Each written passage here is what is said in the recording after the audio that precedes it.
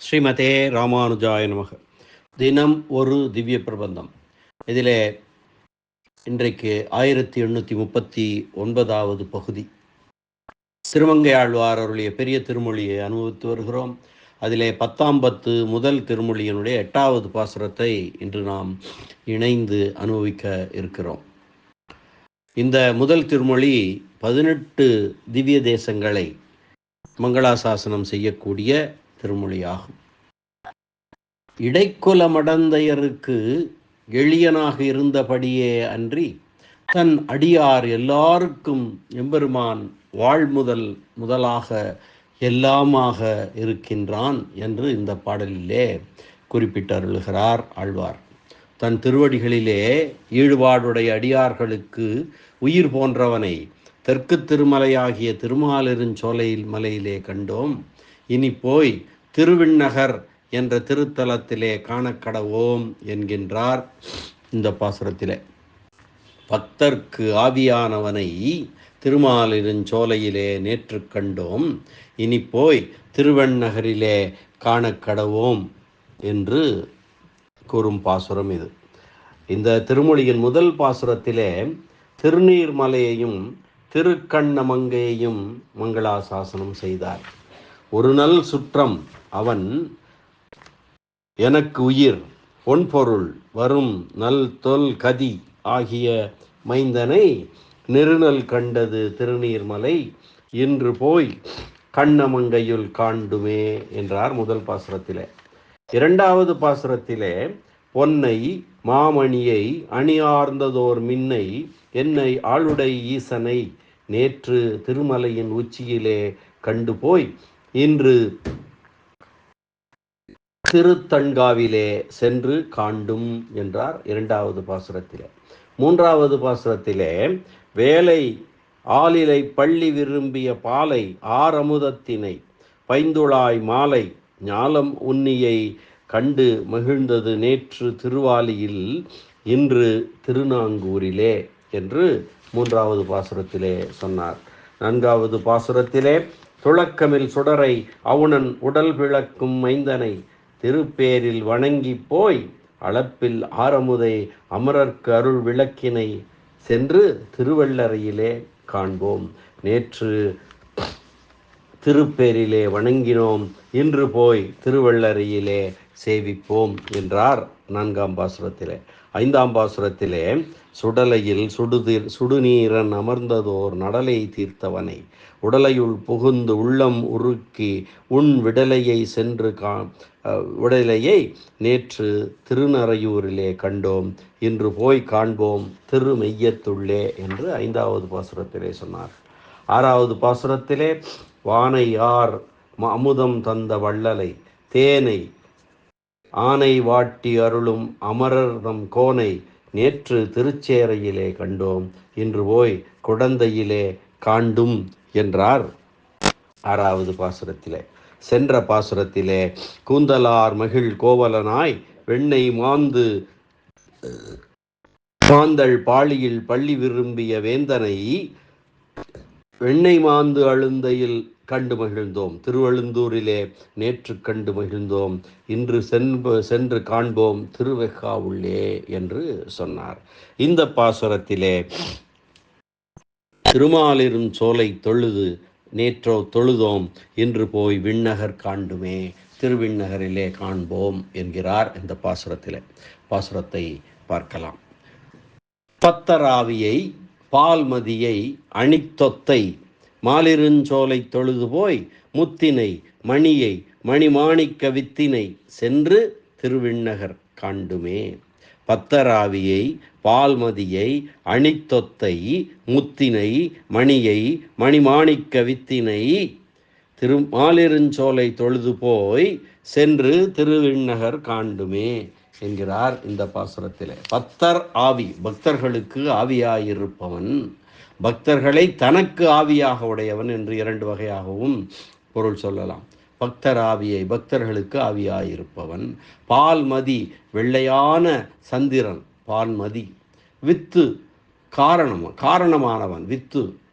அணித்தொத்தை என்றும் மணித்தொத்தை என்றும் பாட வேதம் இருக்கிறது. எப்படி வேண்டுமானாலும் சொல்லலாம். தொத்து என்றால் பூங்கொத்து, மாலை என்று பொருள். இன்றைய பாசுரத்தின் பதவுரை முதலில் பார்க்கலாம். பத்தராவியை அடியார்களுக்கு ஆன்மாவாய், பக்தர்களுக்கு ஆன்மாவாய், பால்மதியை கரையற்ற சந்திரனை போன்று, சந்திரன் கரையுள்ளது, ஆனால் கரையற்ற சந்திரனை போன்று எப்பொழுதும் காண்பதற்கு இனியவனாய், அணித்தொத்தை அணிகளின் குவியல் போல விரும்பத் தகுந்தவனான எம்பெருமானை மாலிருஞ்சோலை தொழுது போய், திருமாலிருஞ்சோலையிலே முன்பு நெருநல் சேவித்து போய், முத்தினை மணியை மணிமாணிக்க வித்தினை முத்து போல குளிர்ந்தவனாய், நீலமணி போல களைப்பை போக்குவனாய், பெருவிலையுடைய மாணிக்கம் போல காண்பதற்கு இனியவனாய், முத்தினை மணியை மணிமாணிக்க வித்தினை எல்லாவற்றுக்கும் காரணப்பொருளான எம்பெருமானை சென்று விண்ணகர் காண்டும், திருவிண்ணகர் என்ற திருத்தலத்திற்கு சென்று இன்று சேவிக்க கடவோமாக என்று கூறுவதுதான் இந்த பாடம். பக்தர்களுக்கு உயிராக உள்ளவனும் களங்கமில்லாத சந்திரனைப் போல கண்ணுக்கு இனிமை அளிப்பவனை, ஆபரண மாலை போன்றவனும் முத்து நீலமணி மாணிக்கம் போன்றவனும் உலகை படைக்கும் பெருமானை திருமாலிருஞ்சோலையில் சென்று தொழுதோம், இனி போய் திருவிண்ணகரிலே சென்று சேவிப்போம் என்கிறார் ஆழ்வார். தன் திருவடிகளுக்கு நல்லவரானவருக்கு உயிராயிருப்பவனை தெற்கு திருமலையிலே, திருமாலிருஞ்சோலை மலையிலே கண்டோம், இனி போய் திருவிண்ணகரிலே காண்போம் என்கிறார். பத்தராவி என்பதற்கு 2 வகையாக பொருள் அருளி செய்வார்கள். பக்தர்களுக்கு ஆவியாயிருப்பவன் என்பது ஒரு பொருள், பக்தர்களை தனக்கு ஆவியாக உடையவன் என்பது மற்றொரு பொருள். பால்மதியை சந்திரனை போல எப்பொழுதும் ஆனந்தமாக கண்டு கொண்டிருக்க வேண்டிய வடிவினை கொண்டவன் அவன் இந்த எம்பெருமான் என்று சொல்லுகிறார். வியாக்கியான சக்கரவர்த்தி பெரியவாச்சான் பிள்ளையினுடைய உரை, இந்த பாசுரத்துக்கான உரை. பத்தராவியை தம் திருவடிகளையே பற்றுக்கோடாக கொண்ட அடியார்களுக்கு உயிர் போன்றவனை, தானே அவர்களுக்கு வாழ்முதலாய் தன்னை விட்டு அவர்கள் ஏதும் செயல்படாதபடி இருக்கும் என்பது. அப்படி அன்றியே ஞானீது ஆத்மா ஏவமே மதம் என்பது பகவத்கீதை கூறக்கூடிய வாக்கியம். ஞானீது ஆத்மா ஏவமே மதம், ஞானி எனக்கு ஆத்மா என்பதே என் கொள்கை என்கின்றபடியே நண்பர்களாக இருக்கும் அறிஞரை தனக்கு வாழ்முதலாக கொண்டிருப்பவன் என்றும் பொருள் கூறலாம். பால்மதியை ஆன்மாவாக கண்ணுக்கு தோன்றாதபடி இல்லாமல் மறுவற்ற சந்திரனைப் போல எப்பொழுதும் காண்பதற்கு இனியவனாய் பூமியெல்லாம் மகிழ்வித்துக் கொண்டிருப்பவனை, அணித்தொத்தை ஆபரண மாலை போன்றவனை, பொன்னரி மாலை போன்ற பல மாலைகளின் தொகுதி போன்றவனை, மணித்தொத்தை என்பது பாடம் என்றால் நீலமணி மாலை போல களைப்பை போக்கும் வடிவை உடையவனை, மாலிருஞ்சோலை தொழுது போய் தெற்கு திருமலையிலே முன்பு கண்டு தொழுதோம் அல்லவா, அப்படி தொழுது போய் இன்று முத்தினை போல உடம்பில் அணைந்தால் விடாய் தீரும்படியாக, தாகம் தீரும்படியாக குளிர்ந்திருப்பவனை, மணியை நீலமணி போல கண்ணுக்கு களைப்பை போக்கும் வடிவை உடையவனை, மணிமாணிக்க வித்தினை பெரிய விலையுடைய மாணிக்கம் போல காண்பதற்கு இனிய வடிவழகே என்று இவற்றுக்கெல்லாம் காரணப்பொருளாயிருக்கிறவனை சென்று விண்ணகர் காண்டுமே, திருவிண்ணகர் என்ற திருத்தலத்திலே சென்று காணக்கடவோம் என்கின்றார் இந்த அற்புதமான பாசுரத்திலே. மீண்டும் ஒருமுறை பாசுரத்தை அன்வயிக்கலாம். பத்தராவியை பால்மதியை அணித்தொத்தை மாலிருஞ்சோலை தொழுது போய், முத்தினை மணியை மணிமாணிக்க வித்தினை சென்று திருவிண்ணகர் காண்டுமே என்கிறார். இந்த அளவிலே இந்த பாசுர அனுபவத்தை நிறைவு செய்து மீண்டும் நாளை சந்திக்கலாம் அடுத்த பாசுர அனுபவத்துடன். திருமாலிருஞ்சோலை எம்பெருமான் திருவடிகளே சரணம். திருவிண்ணகர் எம்பெருமான் திருவடிகளே சரணம்.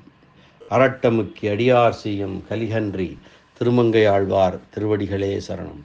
பரம காருணிகர் வியாக்கியான சக்கரவர்த்தி உரைப்பெருமன்னர் இராமாயண பெருக்கர் பெரியவாச்சான் பிள்ளை திருவடிகளே சரணம். ஆழ்வார் எம்பெருமானார் ஜீயர் திருவடிகளே சரணம்.